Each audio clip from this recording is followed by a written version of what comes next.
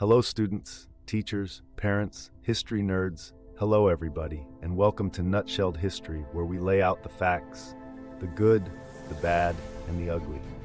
Today we're going to continue our United States history series by looking at the American Revolution. Don't forget that there's a link for a fill-in-the-blank worksheet in the description. I just ask that you like and subscribe. I apologize for any mispronunciations ahead of time. I do my best. Okay, let's go. Between 1689 and 1748, the British and French tried to outgift each other to win over the Indians like they were in some kind of colonial popularity contest. The Indians, being smart, kept the balance of power in check, but things started to tip as the British population exploded. The French, despite being outnumbered, stayed chill and treated the Indians with respect, making them the underdog heroes of the story.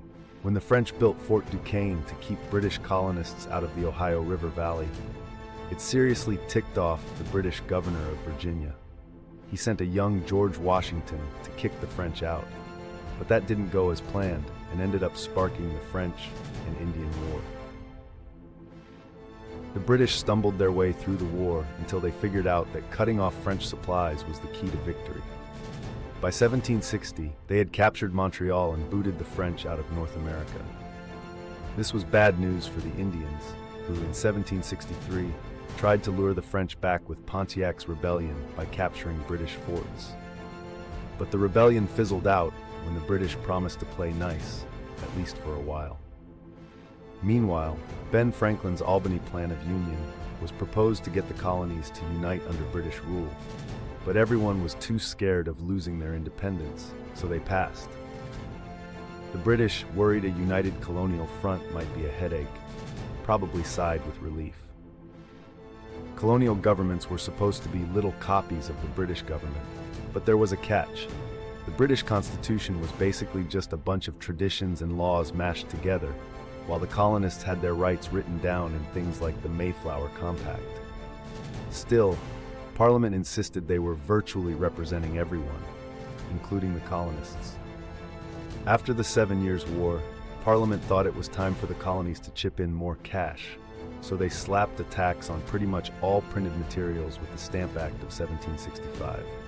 The colonists were not amused, with Patrick Henry of Virginia basically saying, "Only we can tax ourselves. Thank you very much." The resistance crew started calling themselves patriots and formed the Sons of Liberty to lead the protests. Things escalated with the Townshend Acts in 1767, which taxed glass and tea, causing riots in Boston. The Crown sent 4,000 troops, and in 1770 things got ugly when soldiers fired into a crowd, killing 5 colonists. The Patriots dubbed it the Boston Massacre and ramped up their organizing. The British pulled back troops but left the tea tax in place, which led to the Boston Tea Party in 1773, where the Sons of Liberty, dressed as Indians, tossed tea into the harbor. Parliament got so mad they passed the Coercive Acts, aka the Intolerable Acts, which shut down Boston's port and forced colonists to house British soldiers. By fall 1774, every colony except Georgia sent delegates to Philadelphia for the First Continental Congress, where they decided to boycott British goods and set up their own governments, effectively giving Parliament and the Crown a big colonial side-eye. On April 19, 1775, things got real when the British tried to snag some Patriot weapons in Lexington and Concord, only to be met by a bunch of angry farmers moonlighting as soldiers. The Brits got chased back to Boston, and the Patriots pretty much took over New England. Loyalists, who were still Team Britain, hightailed it to Boston to hang with the Redcoats. By May, all the colonies sent delegates to the Second Continental Congress in Philly, where they handed the war reins to George Washington. While most colonists were on board with Congress, a good chunk still liked the British rule. Loyalists, often stereotyped as snobby rich folks, were actually just regular farmers and artisans who feared that going against Britain would lead to a war they couldn't win.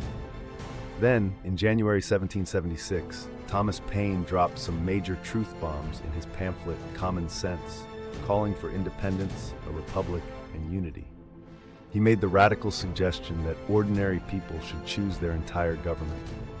His ideas caught fire, and by July 4th, 1776, Congress declared independence with a little help from Thomas Jefferson, who wrote that everyone has inalienable rights.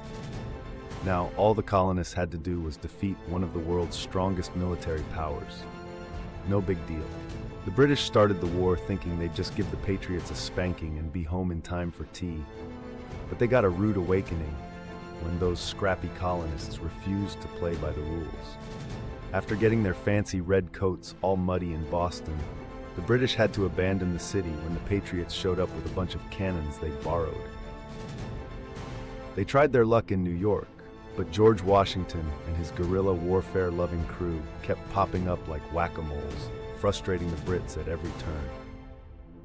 Things got even messier when France, of all places, decided to help the Patriots just to stick it to Britain. Washington's troops toughed it out through a brutal winter at Valley Forge, drilling until they could march like pros, while the British kept wondering why this revolution thing wasn't over yet. Meanwhile, the South turned into a game of cat and mouse, with the Patriots smashing Loyalist forces at Kings Mountain and slowly turning the tide. Finally, Washington and his French buddies cornered Cornwallis at Yorktown, forcing the British to throw in the towel. The Treaty of Paris officially recognized American independence, leaving 90,000 Loyalists packing their bags, and the American Indians realizing they'd been left out in the cold. Women got a new title, Republican mothers, but not much else, and while some slaves in the North found freedom, the South doubled down on keeping things the way they were. In the end, the revolution didn't just give the Patriots a new country, it also gave the world a taste of liberty, sparking revolutions across the globe. Okay, to recap, the British and French tried to win over the Indians in a colonial popularity contest, while the Indians played both sides like pros. But things got messy when a young George Washington botched an eviction notice at Fort Duquesne, kicking off the French and Indian War. The Brits eventually won by cutting off French supplies, but their victory was a nightmare for the Indians, who tried and failed to bring the French back with Pontiac's rebellion. Meanwhile, the colonists were getting tired of British taxes and started causing trouble, leading to the Boston Tea Party and some seriously cranky British soldiers. As tensions escalated, the Patriots, led by George Washington, turned guerrilla warfare into an art form, frustrating the British at every turn. With a little help from France, the Patriots trapped Cornwallis at Yorktown, forcing the British to surrender and officially recognize American independence. While the revolution spread the idea of liberty, it left women, African Americans, and American Indians on the sidelines, but it did inspire revolutions around the world. And that's the American Revolution nutshelled. Thanks for stopping by Nutshelled History. Don't forget to go nuts on the like and subscribe buttons for me and say something clever but appropriate in the comments. See y'all next time.